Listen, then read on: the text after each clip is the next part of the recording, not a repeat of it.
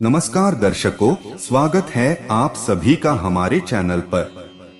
अपने जीवन में ऐसे ही गीता का ज्ञान अर्जित करते रहे और जीवन बेहतरीन बनाएं। जो मनुष्य गीता के ज्ञान को अपने जीवन में उतारता है, उस मनुष्य की जिंदगी बदल जाती है। प्रिय दर्शकों, वीडियो शुरू करने से पहले सच्चे दिल से कमेंट में जय श्री कृष्ण जरूर लिखें और वीडियो को लाइक, चैनल को सब्सक्राइब करने ना भूले। दर्शकों, महाभारत युद्ध के समय जब अर्जुन अपने सामने अपने परिवार को शत्रु की तरह देखकर घबरा जाते हैं, तब श्री कृष्ण ने उन्हें कर्म और धर्म पर ज्ञान दिया, जिसे हम और आप भागवत गीता के नाम से जानते हैं। श्री कृष्ण ने गीता के श्लोक द्वारा अर्जुन को कर्म क्या होता है ये समझाया था। आज भी कर्म पर गीता के श्लोक लोगों को प्रेरित करते हैं। आज हम इस वीडियो में कितने प्रकार के कर्म होते हैं और कौन सा कर्म करने से क्या मिलता है, इस चीज के ऊपर सखोल चर्चा करेंगे। तो वीडियो को ध्यान से और अंत तक जरूर सुनें, क्योंकि यही बातें आपको अपने जीवन में काम आएंगी। भागवत गीता में कुल 700 श्लोक और 18 विशाल अध्याय हैं, जिनमें कर्म से संबंधित ज्ञान वर्णित हैं। जो मनुष्य रोज भागवत गीता का पाठ करता है, वो जीवन में कभी भी किसी भी राह में अटकता नहीं है, क्योंकि उसकी हर उलझन का उपाय उसे भागवत गीता में मिल जाता है। तो आज के इस वीडियो में हम आपको कुछ महत्वपूर्ण और सच्चे ज्ञान से रूबरू करवाएंगे, इसलिए वीडियो के अंत तक बने रहे। हम आपको सिर्फ कर्म पर गीता के श्लोक ही नहीं बताएंगे, बल्कि उनका अर्थ भी बताएंगे। तो चलिए शुरू करते हैं कि कर्म पर गीता में क्या बताया है। कर्म का फल हर पल हमें मिलते रहता है, क्योंकि एक एक सांसों में हमारे साथ जो घटना घटित हो रही है, वह हमारे कर्मों का परिणाम ही है। कर्म के कारण ही हम सांस ले पा रहे हैं, तो किसी की सांस अभी अभी खत्म हो चुकी होती है। कर्म हमारी काया है और उसका फल हमारी परछाई है, दोनों सदा साथ साथ ही रहते हैं। कर्म के कारण ही कोई आसानी से सांस ले पाता है, तो कोई दमा में दम घुटता महसूस करता है। कर्म का फल हमको जागते, सोते, उठते, बैठते कभी भी भोगना ही पड़ता है। दर्शकों, कर्म का कुछ फल तो तुरंत मिलता है, तो कुछ कर्मों के फल के लिए जन्मों जन्म इंतजार करना पड़ता है। जैसे किसी ने आग में हाथ डाला तो तुरंत जल जाएगा, उसके लिए कल या परसों नहीं लगेगा। किंतु अपने यदि किसी का खून किया है, किसी को बेतहाशा प्रताड़ित किया है, तो हो सकता है उसी जन्म में इसका फल ना मिले, लेकिन देर सबेर जरूर इसका दुष्परिणाम आपको भुगतना ही पड़ेगा। इसके फल से कोई बच नहीं सकता। चाहे ईश्वर का अवतार भगवान राम ही क्यों ना हो, उन्होंने भी बाली को छुपकर मारा था। उसके परिणाम में उन्हें श्री कृष्ण अवतार में उसी बाली के हाथों मरना पड़ा था, जो शिकारी रूप में आया था। इसी प्रकार यदि आपने किसी की मदद की है, तो ईश्वर वो मदद आप तक किसी न किसी माध्यम से कई गुना करके लौटा देंगे। ना अच्छा कर्म मिटता है, ना बुरा कर्म। यहाँ तक कि हमें मानसिक कर्मों की सजा भी मिलती है। इसलिए कहा जाता है, जैसे एक बछड़ा हजारों गायों की भीड़ में भी अपनी मां को ढूंढ लेता है, वैसे ही कर्म अपने कर्ता को भी हर हल में ढूंढ लेता है। अपने किसी का लिया हुआ पैसा नहीं लौटाया, तो किसी जन्म में उसके नौकर या पालतू जानवर बनकर उसकी सेवा और चाकरी करेंगे, लेकिन हिसाब तो पूरा होकर ही रहेगा। किसी का भला चाहा है, तो वह भी आपकी किस्मत के कांटे कब दूर कर देगा, आप समझ ही नहीं पाएंगे। दर्शकों, सेवा, दान, परोपकार जैसे पुण्य कर्म हमारे कर्म बंधनों को काटती है। इसलिए शास्त्रों में सत्कर्म करने पर जोर दिया गया है, क्योंकि हमारा उद्देश्य सभी कर्म बंधनों से मुक्त होना ही है और जब हम कर्म का सिद्धांत समझेंगे तभी इस चक्रव्यूह से बाहर आ पाएंगे। सबसे पहले तो हम इस बात को स्पष्ट कर लें कि हर छोटे बड़े और अच्छे बुरे कर्म का फल मिलता ही है और हर कर्म का फल अलग अलग मिलता है। अर्थात बुरे कर्म के फल अच्छे कर्म के फल से निरस्त नहीं होते। कुछ कर्म जैसे दैनिक दिनचर्या के कर्मों के फल तो साथ के साथ ही मिल जाते हैं, परंतु कुछ कर्मों के फल संचित हो जाते हैं और कुछ समय पश्चात इसी जन्म में या आने वाले जन्मों में प्रारब्ध के रूप में मिलते हैं। वर्तमान में किए जा रहे कर्म क्रियमाण कर्म कहलाते हैं। ऐसे क्रियमाण कर्म जिनके फल साथ के साथ नहीं मिलते वे संचित कर्म कहलाते हैं और संचित कर्म प्रारब्ध के रूप में विभिन्न योनियों में भोगे जाते हैं और निरस्त होते जाते हैं। सबसे अंत में जीव पुनः बचे हुए कर्मों को प्रारब्ध के रूप में लेकर मनुष्य योनि में आता है। अन्य योनियों और मनुष्य योनि में यह अंतर है कि जबकि अन्य योनियों में जैसे जैसे कर्म भोगे जाते हैं वे निरस्त होते जाते हैं, परंतु मनुष्य योनि में प्रारब्ध कर्म भोगे जाने पर निरस्त तो होते हैं, परंतु हर भोगे जाने वाला कर्म नए कर्म पैदा करता जाता है। दरअसल मनुष्य योनि में भोगे जाने वाला कर्म प्रारंभ में क्रियमाण कर्म होता है जो फिर संचित और प्रारब्ध कर्मों का स्रोत बनता है। इस प्रकार यह चक्र युग युगांतरों तक चलता रहता है जब तक जीव को मोक्ष की प्राप्ति नहीं हो जाती, अर्थात जब तक वह जन्म मरण के चक्र से छूट नहीं जाता। संक्षेप में मोक्ष का भी जिक्र कर लेते हैं क्योंकि मोक्ष भी तो हमारे द्वारा किए जाने वाले कर्मों के तरीके पर निर्भर होता है। जब जीव यानी मनुष्य के पाप और पुण्य दोनों प्रकार के कर्मफल शून्य हो जाते हैं तो वह मोक्ष का सुपात्र बन जाता है। भगवत गीता में और ब्रह्म विद्या शास्त्र में कहा गया है कि जब हम कर्म निष्काम भाव से करते हैं तो हमें उन कर्मों के फलों को भोगना नहीं पड़ता। इसका यह अर्थ निकलता है कि मनुष्य योनि में यदि हमारे प्रारब्ध के कर्मों को भोगने का तरीका निष्काम होगा तो प्रारब्ध के कर्म तो निरस्त हो जाएंगे, परंतु नए कर्म नहीं जुड़ेंगे, अर्थात न संचित होंगे और न ही नया प्रारब्ध बनेंगे। निष्काम कर्म अर्थात स्वयं को परमेश्वर का दास समझते हुए परमेश्वर के वचनों के अनुसार अपने कर्तव्य निभाना, परंतु उनके फल की इच्छा न रखना। किसी ने घर बनाने के लिए कर्म किया और घर बन गया, घर का बन जाना उस कर्म का फल हुआ। किसी ने मेज बनाया, किसी ने घड़ा बनाया। मीमांसा दर्शन का सिद्धांत है कि कर्म न किया जाए तो कोई चीज नहीं बन सकती। कर्म में भावना अत्यंत महत्वपूर्ण है। व्यवहार में देखा गया है कि हजारों लाखों मनुष्य एक ही प्रकार का कर्म करते हैं, परंतु फल हर मनुष्य को अलग अलग यानी सफलता में अंतर मिलता है। इसका कारण भावना है। भावना की तीव्रता में अंतर होने से फल अलग अलग होता है। कुछ लोग कहते भी हैं कि मन लगाकर यानी भावना की तीव्रता से कर्म करो। साधारण मनुष्य को यह बताना मुश्किल होता है कि किस कर्म का फल कैसा होगा, और यह बताना यानी गणना करना तो और भी मुश्किल होता है कि कब मिलेगा। ऐसा मनुष्य आत्मा के सीमित ज्ञान के कारण होता है। यद्यपि योगी की चरम स्थिति में यह बताना संभव बताया गया है। दर्शकों, कर्म का सिद्धांत हिंदू धर्म में चलता है, लेकिन हमें नहीं पता कि कर्म कितने प्रकार के होते हैं। यदि आप अध्यात्म की तरफ जाना चाहते हैं तो आपको कर्म के बारे में समझना जरूरी है। कर्म का नाम तो आपने सुना ही होगा, लेकिन इस कर्म शब्द को लेकर बहुत बड़ी समस्याएं हैं। आज भी आपको किसी भी किताब में या वेबसाइट के ऊपर कर्म की वैज्ञानिक व्याख्या नहीं मिलेगी। सब जगह पर यह लिखा हुआ मिलेगा कि हम कर्म करते हैं और हमारे लिए कर्म करना जरूरी है।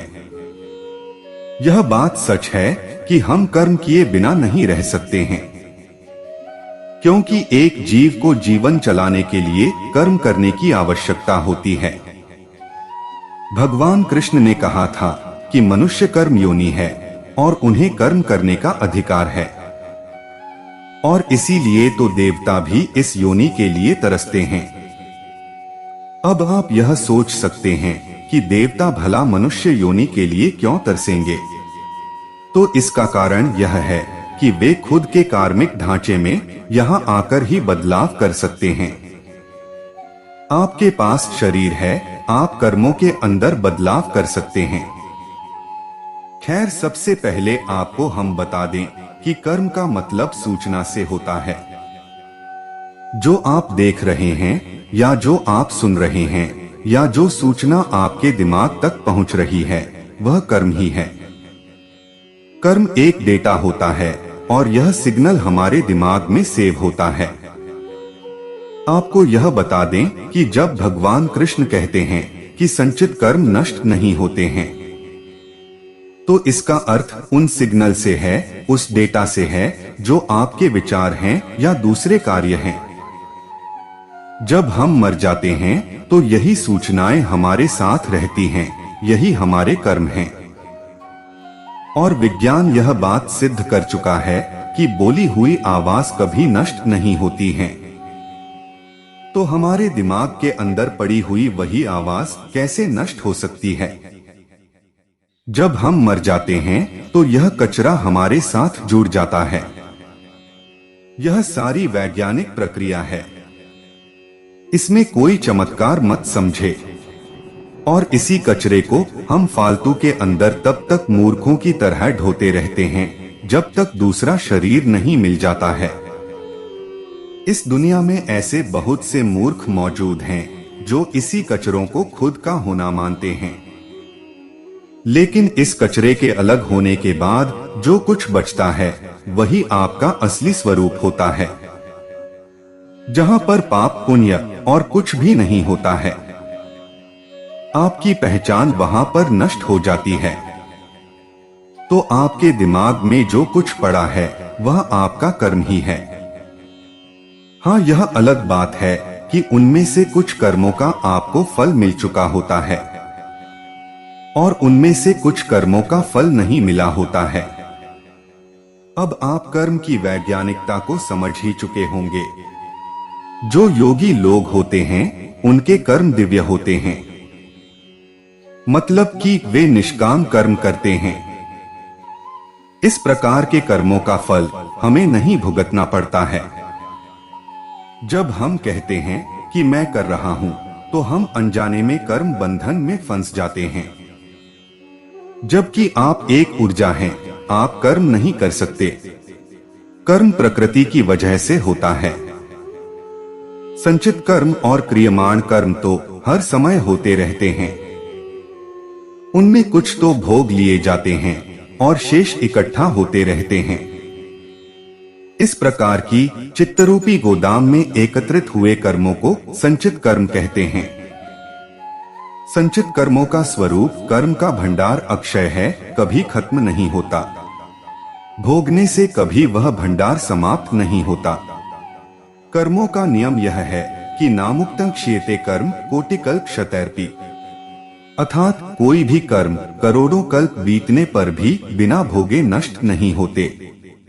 ऐसी स्थिति में जीव की मुक्ति का प्रश्न ही पैदा नहीं होता।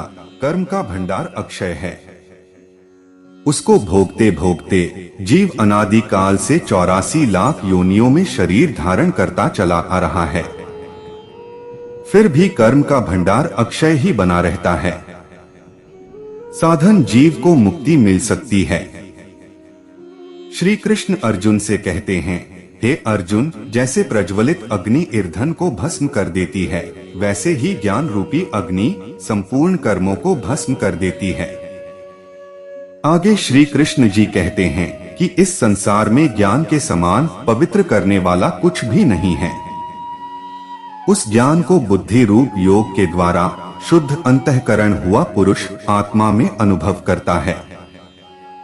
ज्ञान के बिना मुक्ति नहीं होती। कर्मों का भंडार केवल जितेंद्रिय पुरुष के तत्वत आत्मज्ञान से भस्म होता है।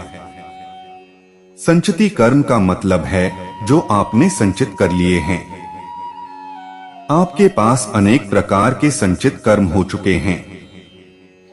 आप जो कुछ भी कर चुके हैं वह आपका संचित कर्म ही है। संचित कर्म बहुत अधिक होते हैं। याद रखना चाहिए कि संचित कर्म प्रारब्ध नहीं है। संचित कर्म में सिर्फ वही कर्म आते हैं जो आपने इस जन्म में किए हैं। कुल मिलाकर यदि हम वैज्ञानिक भाषा के अंदर कहें तो वे सारे कार्य संचित कर्म हैं जो आपने किए हैं। जैसे खाना पीना, रोना, खेलना, ये सब उसी में आते हैं। वैसे देखा जाए तो संचित कर्म के अंदर 3 प्रकार के कर्म आते हैं। पहला वह कर्म आते हैं जिनका फल मिल चुका है, लेकिन उनकी सूचना आपके अंदर सेव है।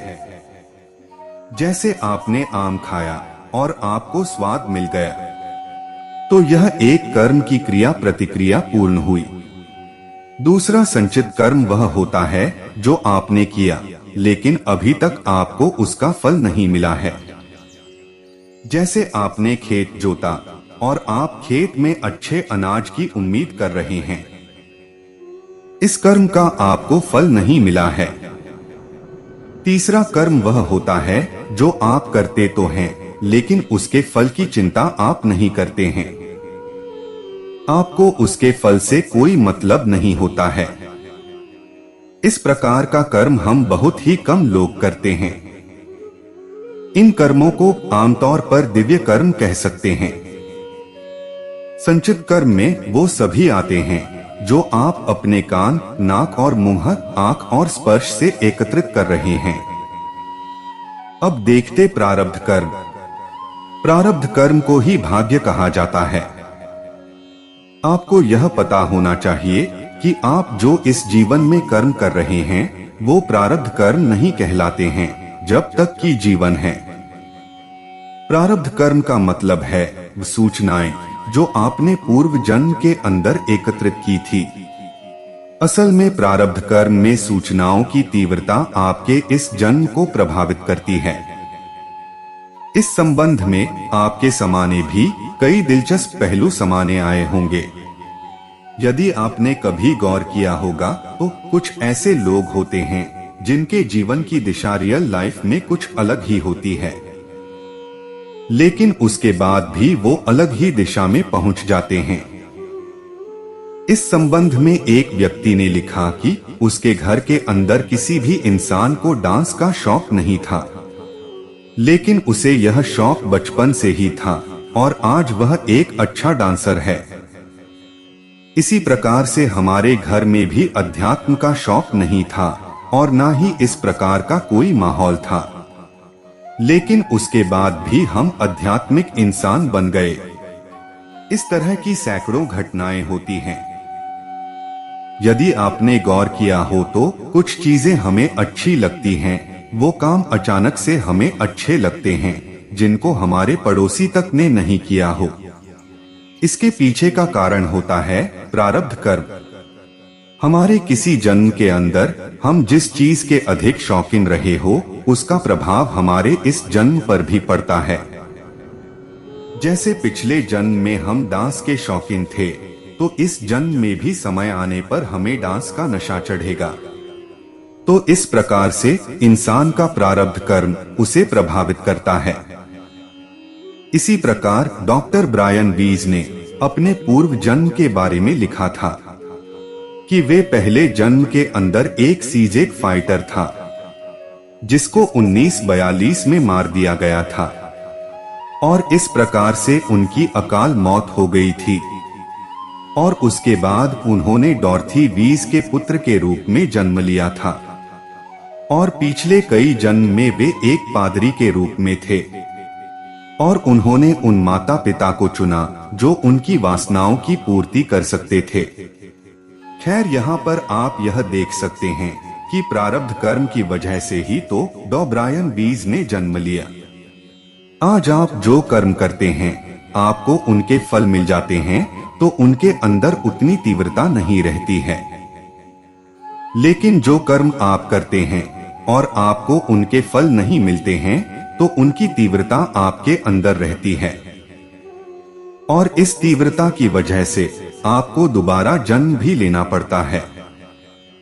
इस संबंध में हम सूक्ष्म जगत के अनुभवों की बात करें तो वह भी यही कहते हैं। मैंने कई प्रेत आत्माओं के अनुभवों को जाना तो पता चलता है कि उनको वे कर्म अधिक परेशान करते हैं जो संचित हो चुके हैं और तीव्र हैं। जैसे कि कुछ प्रेतों ने बताया कि वे एक लड़की को पसंद करते हैं, इस वजह से उन्होंने इस लड़की को अपनी पत्नी बनाकर रखा हुआ है। इस प्रकार के प्रेतों की वासनाएं या कर्म का ढांचा कमजोर होता है तो उसके बाद वे अपनी वासनाओं की पूर्ति के लिए शरीर धारण कर लेते हैं। तो आप समझ सकते हैं कि प्रारब्ध कर्म किस तरह से काम करता है। इस संबंध में आपको जॉर्ज नामक एक व्यक्ति के प्रारब्ध कर्म की घटना बताना चाहता हूं। जॉर्ज बहुत ही घटिया इंसान था और अपने पत्नी और बच्चों के साथ बहुत ही बुरा व्यवहार करता था। एक दिन उसको एक मनोवैज्ञानिक के पास लाया गया। उसे जब एक पिछले जन्म में लेकर जाया गया तो उसने देखा कि वह एक सराय का प्रबंधक है और एक जर्मन नागरिक है और वह एक कमरे के अंदर लेटा हुआ है जो दूसरी मंजिल पर बना हुआ है। अब वह 70 साल का बूढ़ा हो चुका है। कुछ समय पहले वह जवान था, लेकिन अब उसका शरीर कमजोर हो चुका है और कपड़े गंदे हो चुके हैं। पहले मैं बहुत अधिक शक्तिशाली व्यक्ति हुआ करता था, लेकिन अब बहुत कमजोर हो चुका हूँ। मेरी पंसलियां पतली हो चुकी हैं और अब उठने तक की शक्ति नहीं बची है। मेरे घर वाले मेरे आसपास ही मौजूद हैं। मैं उनके साथ बहुत ही बुरा व्यवहार करता हूँ और मैंने लगातार उनका अपमान किया है। मैं काफी अधिक शराब पीता हूँ। मैंने इस जीवन के अंदर कई गलत काम किए। मैं शराब पीकर अनेक महिलाओं के साथ संबंध बनाए और जब भी गुस्सा आता अपने पत्नी और बच्चों की पिटाई करता था। उस समय मुझे हार्ट अटैक भी आया था, लेकिन मेरी पत्नी और बच्चों ने मेरा पूरा साथ दिया, लेकिन अभी भी मैं उनको मारना चाह रहा था। जॉर्ज के इस जन्म में उसकी पत्नी, उस जन्म में उसकी पुत्र थी और इस जन्म की पुत्री उसकी पत्नी थी। आपको यह बता दें कि इस प्रकार के परिवर्तन बहुत ही आम होते हैं। ऐसा इसलिए होता है क्योंकि एक ही परिवार के लोग एक साथ ही जन्म लेने की कोशिश करते हैं। जॉर्ज स्वयं अपनी देखभाल नहीं कर सकता था और उसका शरीर पूरी तरह से जर्जर हो चुका था, लेकिन उसके परिवार के लोग बिना किसी शिकायत के उसकी सेवा कर रहे थे। तो अंत में उसने हार मान ली और जॉर्ज की मौत हो गई। यह जॉर्ज का इस जन्म का पूर्व जन्म था। उसके बाद उसे एक और पूर्व जन्म के अंदर लेकर जाया गया। उसने देखा कि वह एक 17 साल का सैनिक था और प्रथम विश्व युद्ध में फ्रांस की तरफ से लड़ रहा था। तो बम धमाके के अंदर उसका एक हाथ उड़ गया। इस समय वह काफी तेजी से चिल्लाने लगा। कुछ ही समय में उसने देखा कि उसका शरीर जमीन पर पड़ा हुआ है और वह हवा के अंदर तैर रहा है।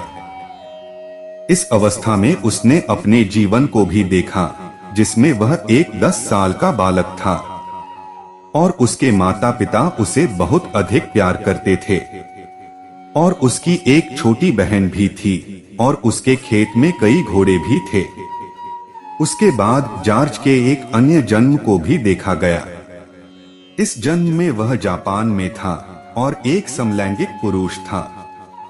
यह बात 19वीं शताब्दी के उत्तरार्ध की है। जॉर्ज ने कहा कि वह एक ऐसे युवक से प्रेम कर बैठा था जो समलैंगिक नहीं था और उम्र में भी छोटा था। पहले तो जॉर्ज ने उसे पाने का प्रयास किया, लेकिन जब वह नहीं माना तो उसे छल से पाने का प्रयास किया। उस लड़के को शराब पिलाई गई और उसके बाद बेहोशी में उसके साथ संबंध बनाए गए। इस घटना की वजह से वह जवान काफी शर्मिंदा हो गया और उस समय समलैंगिकता काफी निर्दय माना जाता था। उसके बाद उस युवक ने जॉर्ज से बदला लेने का प्रयास किया और अगली बार जब वह जॉर्ज से मिला तो एक चाकू जॉर्ज के सीने में उतार दिया। जॉर्ज दुबला पतला होने की वजह से इसका वार सहन नहीं कर पाए और मर गया। आपको यह जानकर हैरानी होगी कि इसी वजह से जॉर्ज को हार्ट अटैक आया था। खैर, उसके हार्ट की समस्या इसी वजह से थी। तो चाकू का लगना जॉर्ज का एक प्रारब्ध कर्म बन चुका था। यदि हम रियल आत्माओं के जगत को देखें तो जो लोग सुसाइड करके मर जाते हैं तो उसके सूक्ष्म शरीर को कई बार नुकसान होता है और वे बोल नहीं पाते हैं। उनकी आत्माएं बाद में गूंगी पैदा होती हैं। हमें लगता है कि आप प्रारब्ध कर्म को समझ चुके होंगे। आज से पूर्व जितने भी जन्म हमने लिए हैं वे सारे प्रारब्ध कर्म के रूप में हमारे अंदर पड़े हैं और हम चाहे तो उनको देख सकते हैं। लेकिन इसके लिए आपको समाधि तक पहुंचना होगा। अब देखते हैं क्रियमाण कर्म। क्रियमाण कर्म यानी मैं कर्म करता हूं। इस प्रकार की बुद्धि रखकर मनुष्य जो कर्म करता है उसे क्रियमाण कर्म कहते हैं। जीवन काल में जो कर्म होते हैं वह सब क्रियमाण कर्म कहलाते हैं। कर्म का स्वरूप मनुष्य कर्म करने में पूर्ण रूप से स्वतंत्र है। मन में जो अशुभ संस्कार होते हैं वो अशुभ कर्म करने के लिए मन को ललचाते हैं। बुद्धि उसका मार्गदर्शन करती है जिसका निश्चय दृढ़ होता है। वह प्रलोभन से आकर्षित नहीं होता। शुभ कर्मों से स्वर्ग मिलता है और अशुभ कर्मों से नरक में जाना पड़ता है। क्या करना और क्या नहीं करना है इसका निर्णय लेने में मनुष्य स्वतंत्र है। क्रियमाण कर्म का मतलब है जो हो रहा है। क्रियमाण कर्म के अंदर वह सारे कर्म शामिल होते हैं जो अब हो रहे हैं, जैसे आपका पढ़ना, आपका खेलना या रोना या कुछ और करना। हार्ट का धड़कना भी इसी के अंदर आता है। क्रियमाण कर्म वर्तमान का हिस्सा है और वह भी अभी का हिस्सा होता है। दर्शकों, अब तक आपको 3 प्रकार के कर्म ऊपर बताए, यह काल के अनुसार थे। पहले हम क्रियमाण कर्म करते हैं, उसके बाद इस कर्म को संचित कर्म कहा जाने लगता है और मौत के बाद यही कर्म प्रारब्ध बन जाता है। प्रारब्ध का अर्थ है जिसमें अनंत जन्मों की सूचना संग्रहित है। कुछ लोग यह बात नहीं मानते हैं कि पूर्व जन्म जैसा कुछ होता है। उन्हें इस बात पर भी यकीन नहीं होता है कि वे कभी जानवर थे। खैर, इस प्रकार के लोग कभी पूर्व जन्म के वैज्ञानिक रिसर्च को खोजने का प्रयास नहीं करते। बस मन में जैसा ठीक लगा वैसा मान लिया। तो इस प्रकार के लोगों को हमें यकीन दिलाने का प्रयास भी नहीं करना चाहिए। वैसे जहां तक हमें पता चला है कि जीवन के विकास चरण में पहले कुछ ऐसे जीव बने जिनके अंदर मैं नहीं था, और मैं का भी विकास बाद के जीवों के अंदर हुआ, तो यह कहा जा सकता है कि जीव की उत्पत्ति का आधार कर्म नहीं है। जीव की उत्पत्ति का आधार शायद घनीभूत ऊर्जा स्वरूप हो सकता है। लेकिन यहाँ पर एक विरोधाभास यह भी हो सकता है कि फिर मनुष्य को 84 लाख योनियां पार करने की क्या आवश्यकता थी। इस प्रश्न का उत्तर यह हो सकता है, ऊर्जा को बड़े शरीर के अंदर प्रवेश करने के लिए वैसे ही संस्कारों की आवश्यकता होगी, जबकि कुछ खास जीवों में प्रवेश करने के लिए संस्कारों की आवश्यकता ही ना हो। हालांकि इस संबंध में कोई सही से नहीं बता सकता है। हाँ, इतना हम कह सकते हैं कि मनुष्य एक विकास प्रक्रिया से बना है, और जब मनुष्य विकास प्रक्रिया का हिस्सा है तो उसका सूक्ष्म शरीर भी इसी प्रक्रिया का हिस्सा है। संचित कर्म से ही विकास पूर्ण रूप से होता रहा है। संचित का अर्थ है पिछले सभी जन्मों के कर्म का संपूर्ण या कुल योग। उन कर्मों से एक छोटा सा अंश जो हम इस जन्म में लेकर भोगने हेतु आते हैं उसे प्रारब्ध कहते हैं। जैसे कि बैंक में एक चालू खाता और एक बचत खाता होता है, वैसे ही प्रारब्ध चालू खाता है और संचित बचत खाता होता है। हम अपनी साधना से ही संचित को नष्ट कर सकते हैं, अन्यथा उसे भोगने हेतु बार बार जन्म लेना पड़ता है और यह योग्य साधना न करने पर बढ़ता ही रहता है। इन दोनों कर्मों के अतिरिक्त एक और कर्म होता है जिसे हम क्रियमाण कर्म कहते हैं।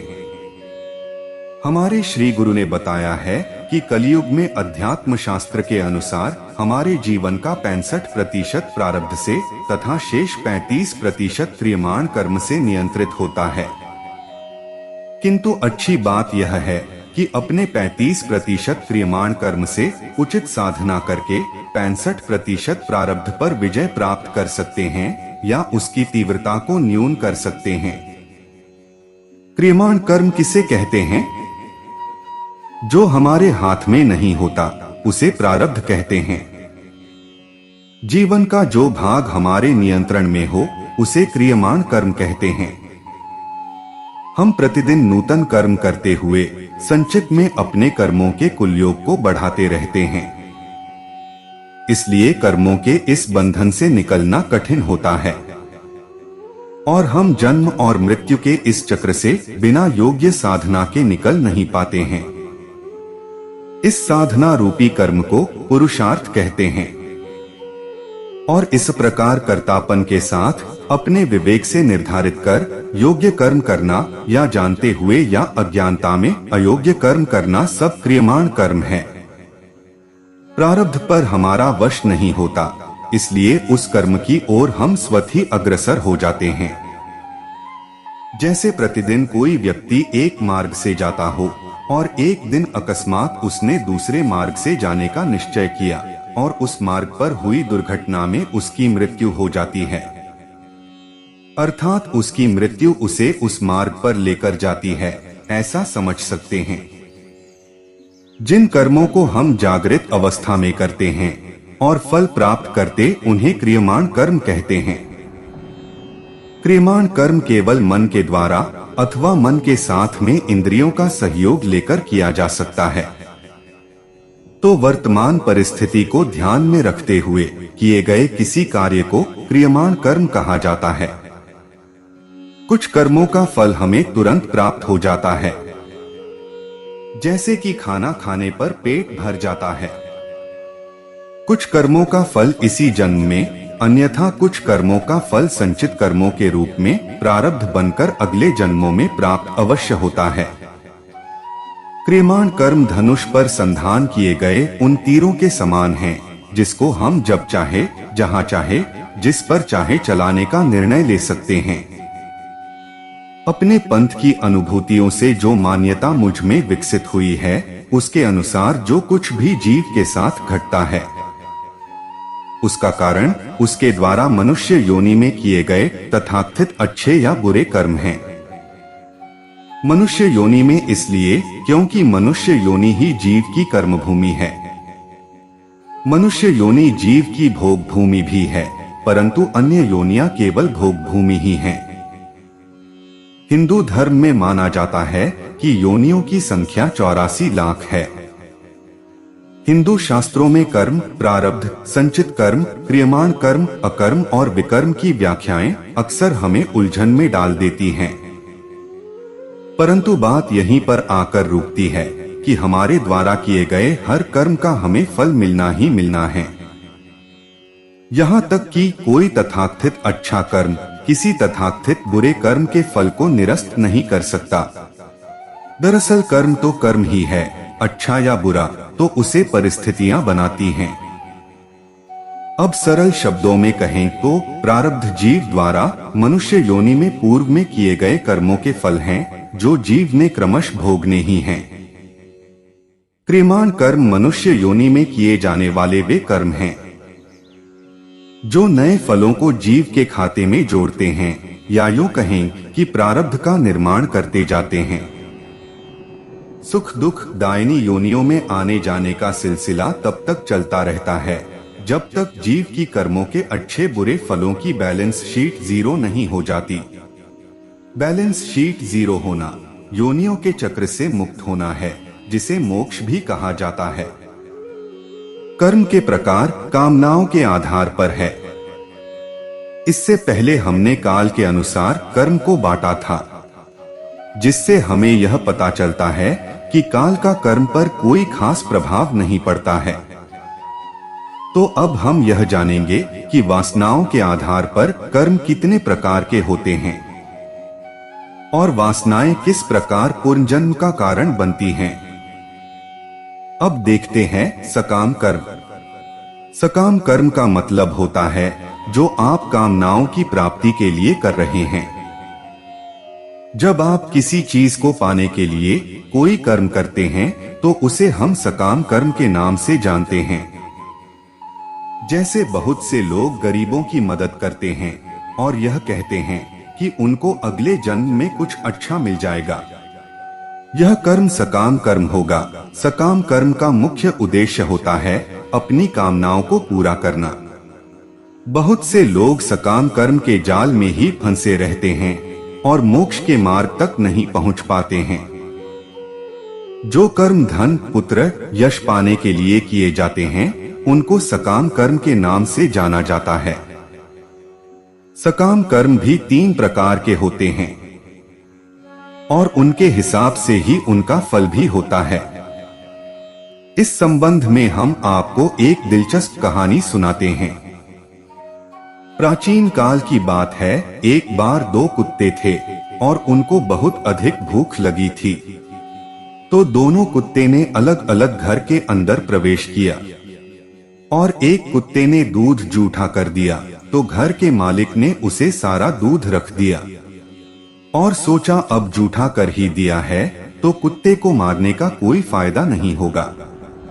जबकि दूसरा कोई खड़ूस इंसान था, उसने लठ से कुत्ते को मारा और कुत्ते की टांग टूट गई। बेचारा कुत्ता तड़प तड़प कर मर गया। कुछ दिनों बाद दोनों घरों के अंदर एक एक बेटा पैदा हुआ। एक घर का बेटा तो अपने घर वालों को काफी खुशियां दे रहा था, तो दूसरा बेटा पैदा होते ही बीमार हो गया और घर वाले उसके ऊपर पैसा लगा रहे थे, लेकिन वह ठीक ही नहीं हो रहा था। तो अंत में घर वाले पैसा लगाते हुए काफी थक गए। तो वह लड़का बोला कि वह वही कुत्ता है जिसकी आपने टांग तोड़ी थी, तो मैंने आपसे अपना बदला पूरा कर लिया है, अब मैं जा रहा हूँ। यह हकीकत है कि हमें किसी से बदले की भावना नहीं रखनी चाहिए, वरना उसी बदले को पूरा करने के लिए हमें जन्म भी लेना पड़ सकता है। अच्छे सकाम कर्म वह होते हैं जो भला करने के लिए होते हैं। जैसे किसी का भला करने से अपना भला होगा, यह सकाम कर्म होगा। दया करना, परोपकार करना, यह सारे अपने फायदे के लिए जो करता है वह सकाम कर्म कहलाता है और इनको अच्छे सकाम कर्म के नाम से जाना जाता है। आपको यह पता होना चाहिए कि अच्छे सकाम कर्म से स्वर्ग तो आपको मिल सकता है, जहां पर आप अधिक सुख भोग सकते हैं, लेकिन अपने कर्म का प्रभाव नष्ट होते ही आपको वापस धरती पर आना होता है। एक तरह से सकाम कर्म व्यर्थ हैं।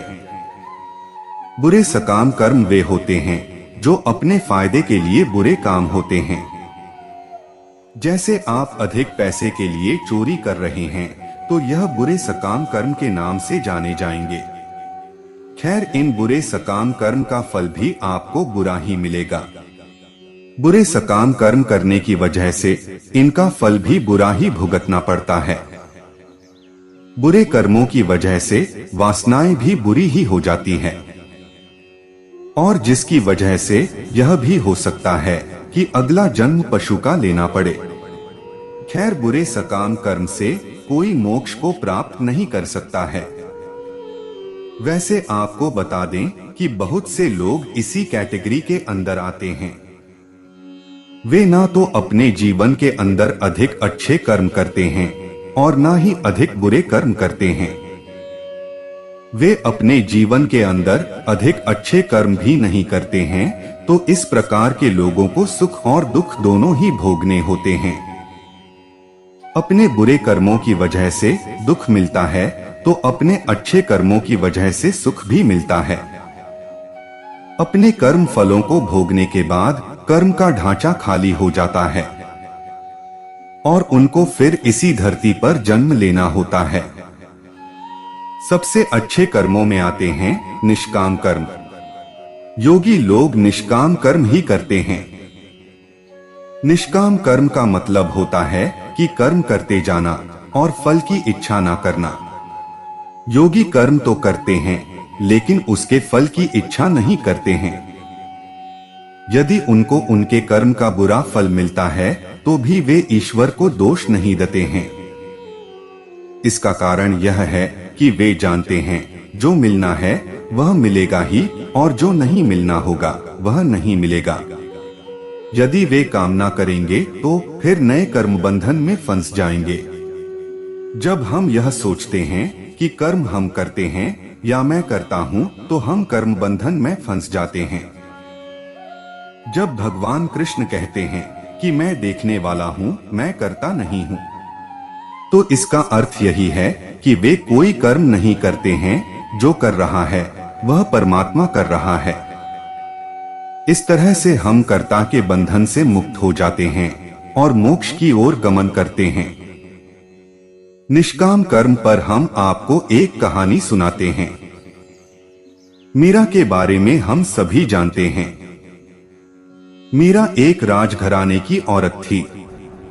जब उनके पति के मौत हो गई तो उनकी मां ने कह दिया कि अब तो कृष्ण ही उनके पति हैं। तो उन्होंने कृष्ण को ही अपना पति मान लिया और वह अपने कृष्ण के प्रेम में इतनी अधिक डूब गई कि उसे खुद की कोई भी सुध नहीं थी।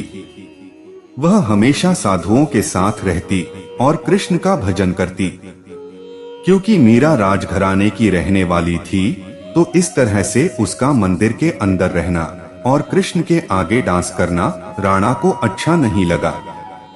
तो उसने मीरा को विष दिया, लेकिन मीरा ने बिना किसी की परवाह किए उस विष को पी लिया। लेकिन उनकी मौत नहीं हुई क्योंकि कृष्ण उनके पीछे थे। यह सिर्फ कहानी नहीं है, निष्काम कर्म की सच्चाई है। मीरा ने सब कुछ कृष्ण पर डाल दिया। बस उनको लगता था कि मैं कुछ नहीं कर रही हूँ, सब कुछ कृष्ण ही कर रहे हैं। सब उन्हीं की मर्जी से हो रहा है, तो यह जहर भी उन्हीं की मर्जी से दिया जा रहा है। यही तो सच्ची भक्ति है। अब तक हमने कर्म के दो प्रकारों के बारे में जाना। वैसे आपको यह बता दें कि कर्मों का अलग अलग प्रकार उनको अलग अलग संदर्भ में समझने के लिए किया गया है। तो यहाँ पर हम अलग प्रकार के कर्म, अकर्म और विकर्म के बारे में बात करने वाले हैं।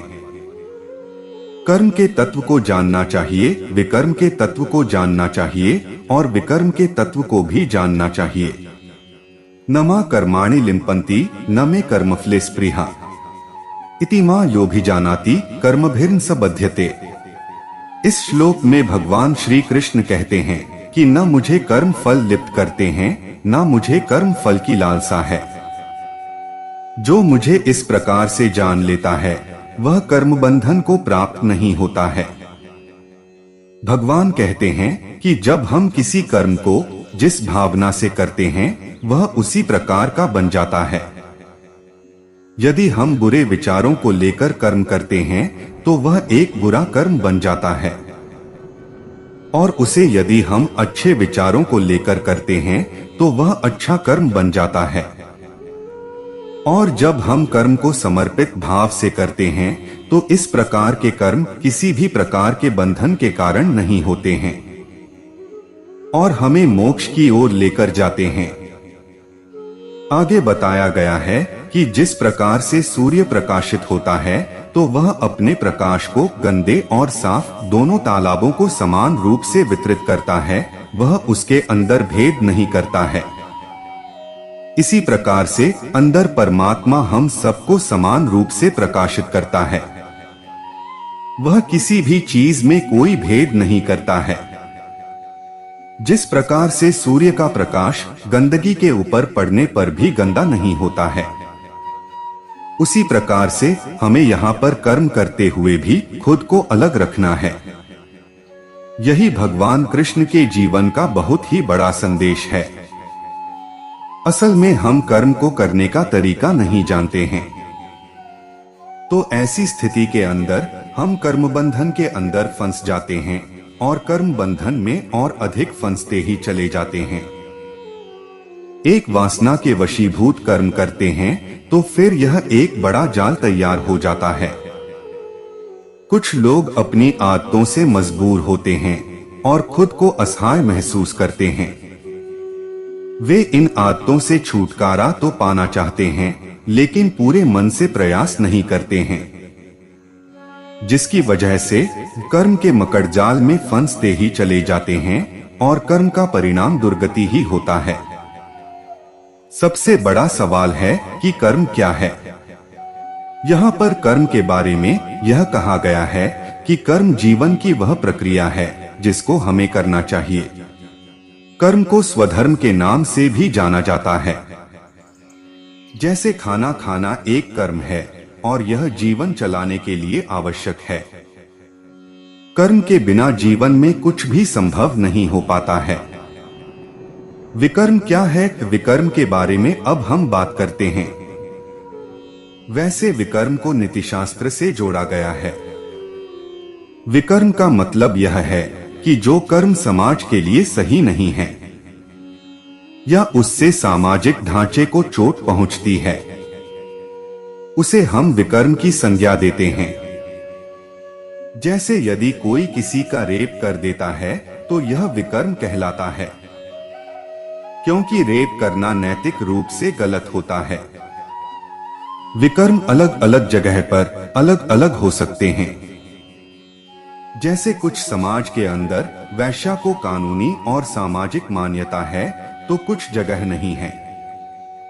इसी प्रकार एक बड़ा व्यक्ति किसी महिला के साथ चिपक नहीं सकता, लेकिन यदि किसी अनजान महिला के साथ कोई छोटा बच्चा चिपक जाता है तो समाज की नजरों में यह गलत नहीं होता है, तो यह विकर्म नहीं है।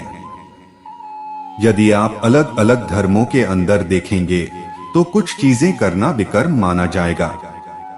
जैसे जैन मुनि रात को करवट नहीं बदलते हैं और मुंह पर कपड़ा बांधते हैं, तो ऐसा नहीं करना विकर्म होगा। लेकिन किसी दूसरे धर्म के लोगों पर यह बात लागू नहीं होगी। इसी प्रकार के अंदर इस्लाम में नमाज ना पढ़ना विकर्म है, लेकिन हिंदुओं के लिए रोज पूजा करने की आवश्यकता नहीं है। अब अकर्म क्या है? कुछ जगहों पर एक विरोधाभास मिलता है कि हर क्रिया कर्म नहीं है। कर्म वह होता है जिसके साथ हमारा संकल्प जुड़ जाता है। खैर, वैसे देखें तो यही कर्म हमारे दूसरे जन्म का कारण होता है। अकर्म में हम अपनी क्रिया के साथ कोई भी इच्छा या संकल्प नहीं जोड़ते हैं। बस यही अकर्म है। अकर्म किसी बंधन का कारण नहीं होता है, यह हमारे मोक्ष का कारण बनता है। जैसे किसान जब खेत को जोतता है तो यह वह अपना कर्तव्य समझता है। वह फल की इच्छा से यदि ऐसा नहीं करता है तो वह अकर्म हो जाएगा, मतलब उसने कोई कर्म नहीं किया है। खैर, जो योगी लोग होते हैं वे सदा अकर्म करते हैं। वे कर्म को ईश्वर की इच्छा मानकर करते हैं और उसके फल को ही ईश्वर को ही समर्पित कर देते हैं। अब कर्म क्या है और अकर्म क्या है, इसका फैसला करना इतना आसान नहीं होता है। लेकिन जो मनुष्य इसका फैसला कर लेते हैं वह सभी प्रकार के बंधनों से मुक्त हो जाते हैं।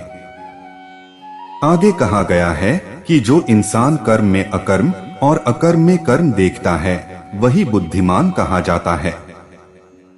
आपको पता होगा कि जो विचार और भाव हमारे मन में हैं, वो किसी एक ही काल के नहीं हैं, वरन अनंत काल के भाव और विचार हमारे मन में मौजूद हैं। और यह सारी चीजें आपस में एक उलझे हुए धागे की तरह हो चुकी हैं। एक ज्ञानी मनुष्य इन्हीं उलझी हुई चीजों का सहारा लेते हुए इन्हीं चीजों के पार चला जाता है। आगे श्री कृष्ण कहते हैं कि कर्म की गति बहुत अधिक विचित्र है, क्योंकि ज्ञान और मोक्ष कर्म से मिलते हैं, अकर्म से नहीं। आपको अकर्म को बेहतर ढंग से समझने की आवश्यकता है। अकर्म के अंदर कर्म तो होता रहता है या क्रिया तो होती ही रहती है, लेकिन उसके अंदर कोई संकल्प नहीं होता है। जैसे आप किसी को कुछ दे रहे हो तो उसे वापस लेने की इच्छा नहीं रखते, मन में यह सोचते हो कि यदि मिल गया तो ठीक है, नहीं मिला तो भी ठीक है। मतलब आप दोनों दशाओं के अंदर समान ही हो, और अकर्म में यही होता है। एक स्टूडेंट पढ़ता जाता है, लेकिन वह इसके परिणाम की इच्छा नहीं करता है, बस पढ़ना अपना कर्तव्य मात्र मानता है। अकर्म को समझने के लिए हम आपको यहाँ पर एक सुंदर सी कहानी बताने जा रहे हैं। प्राचीन काल की बात है, एक गृहस्थ ने अपने घर के पास एक बहुत ही सुंदर सा बगीचा लगाया और उसके ऊपर वह बहुत अधिक मेहनत करता था। एक दिन उस बगीचे के अंदर पता नहीं कैसे एक गाय आकर घुस गई और बगीचे को उजाड़ दिया। जब अपने बगीचे के अंदर गाय को चरते हुए देखा तो गृहस्थ डंडे से उस गाय को पीटा, जिससे उसकी मौत हो गई। उसके बाद वह व्यक्ति डर गया कि गौ हत्या का पाप लग गया। वो अंदर गई और उसने अपने बच्चे को एक जोर का थप्पड़ मार दिया और बोलने लगी, पढ़ाई करता नहीं है और सारा दिन टीवी ही देखता रहता है। मम्मी से मार खाकर वो बच्चा गुस्से में घर से बाहर निकल गया। बाहर आकर उसने एक पत्थर उठाया और अपना गुस्सा निकालने के लिए उसे आसमान की तरफ फेंक दिया। वो पत्थर थोड़ा दूर सो रहे एक कुत्ते के सर में जा लगा। कुत्ता गुस्से में उठा और उसने इधर उधर देखा तो उसे दूर एक आदमी दिखाई दिया। कुत्ते ने सोचा कि पत्थर इसी ने मारा होगा। कुत्ता दौड़ता हुआ गया और उसने उस आदमी को काट लिया। उस आदमी ने बड़ी मुश्किल से उस कुत्ते से अपना पीछा छुड़ाया और जिस आदमी को उस कुत्ते ने काटा वो उसी कंपनी का मालिक था, जिसने सुबह ऑफिस में अपने मैनेजर को डांटा था। वो आदमी थोड़ी देर तक बस यही सोचता रहा कि आखिर इस कुत्ते ने मुझे बिना वजह काटा क्यों। रोज तो ये मेरे पास दुम हिलाता हुआ आता था, लेकिन आज इसे ऐसा क्या हो गया जो इसने मुझे काट लिया। तो आपने देखा कि कर्म कैसे भी घूम फिर के अपने पास ही आता है।